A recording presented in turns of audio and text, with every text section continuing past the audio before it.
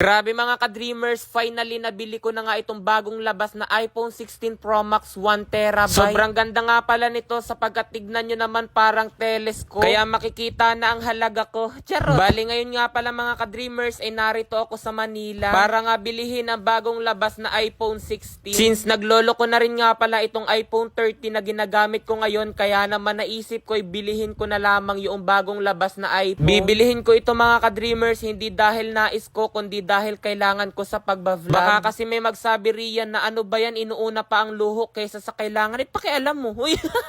Dito nga pala ako bibili sa Green Hills. After ng matagal-tagal na biyahe, nahawakan ko na nga itong iPhone 16 na 1TB. Bale, dito nga pala ako mga ka-dreamers bibili sa HD Gadget kasi ito nga yung highly recommended na mga kapwa ko content creators. Pagkarating ko nga rito ay in-unbox ko na agad itong iPhone 16 Pro Max na 1TB. Paano ba yan? Upgraded na naman si ka-dreamer nyo. Ang nambaba sa akin Android tapos re-replyan lamang ng naka-iPhone. Kaya sa mga mare-replyan ko riyan sa comment section, be thankful kasi yung nag-reply sa inyo iPhone 16 ang gamit. O diba napakayabang talaga ni ka-dreamer nyo kaya binabash O baka may magsabi sa akin riyan na luho ko lamang yung aking sinusuportahan, hindi man lang ako marunong tumulong. Ano ka bulag? Bago ka mag-bash sa akin ay tignan mo muna ang mga video ko this past few days. Sayang din yung kita kapag pinanood mo.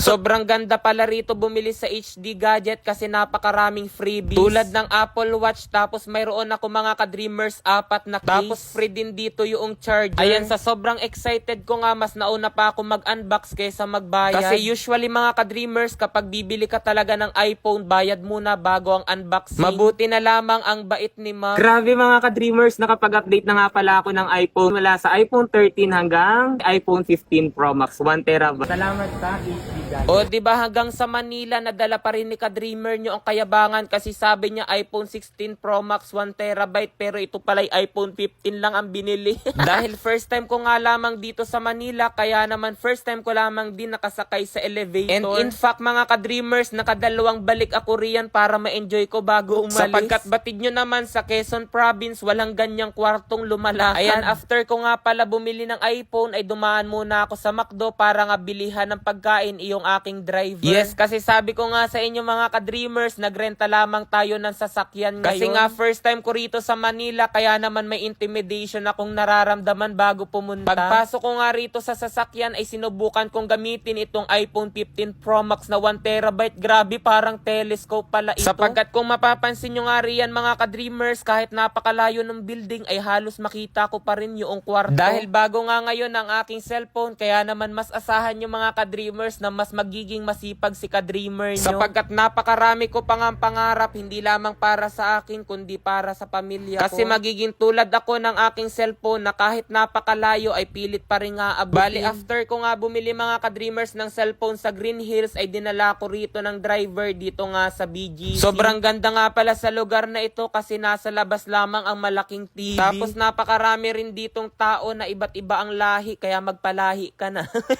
Grabe, abot kamay na talaga kasi nakikita ko lamang ito sa mga artista na pumupunta sila rito pero ako ngayon ay narito na rin. Kaya kung ako sa inyo, huwag kayong patulog-tulog riyan, pumunta kayo sa Manila. Grabe mga ka-dreamers, tignan nyo kung magkano ang aking napanaluhan. Ayan na, 62,000. O, di ba mga ka-dreamers, napakadali lamang kumita rito kay PH Mines. Kaya kung nais nyo rin kumita at maglaro, nasa comment section lang ang link para mag-register. Huwag kalimutan mag-take ng screenshot at ilagay iyan sa comment section sapagkat mamimigay tayo ng 500. Ngayon mga ka-dreamers, ipakikita ko sa inyo kung paano ako kumikita rito sa paglalaro sa Super Ace. Dito kay Super Ace mga ka-dreamers, kailangan nyo lamang pindutin itong nasa gitna at mag-i-spin na siya. Maaari na kayong manalo ng napakalaking halaga. Pero kailangan may taya muna kayo. Pindutin lamang itong bet kapag kayo ay tataya. Pwede kayo dyan tumaya ng 0.5 centavos hanggang 1,000 pesos. Ngayon, subukan muna natin sa 100 pesos. Yan. 1,600.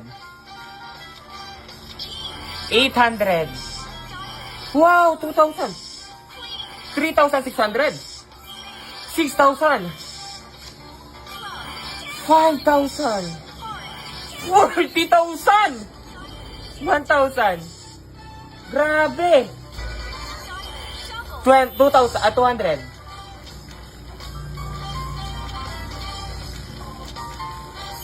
600,